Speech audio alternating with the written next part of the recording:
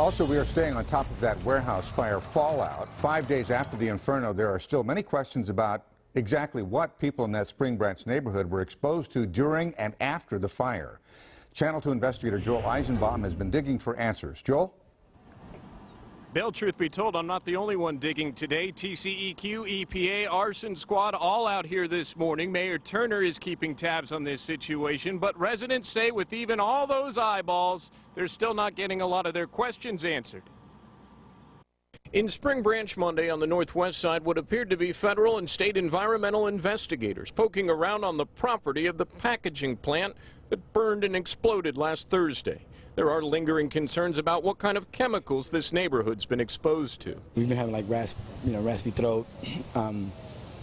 The smell is just, sometimes it's overpowering. I guess depending on the wind and whatnot. The reddish-brown chemical runoff that funneled into Spring Branch Creek after the fire and thought to be at least partly a fuel additive has now largely dissipated or been remediated, but not before some fish and wildlife paid the price. It's a little disturbing now. You don't know what's going on. There's no real definitive answer about, what they have. Officially, the environmental fallout at this point is put this way. TCEQ's investigation is ongoing. EPA's contractor continues to conduct air monitoring. All monitors have been non-detect for any hazardous materials. One more issue, the delay in the fire department learning about the specific chemicals they could be dealing with. Did they have what they needed quickly enough? Should there be a city ordinance in terms of a manifest for every company in terms of the chemicals that may be on their property? We're taking a look at that.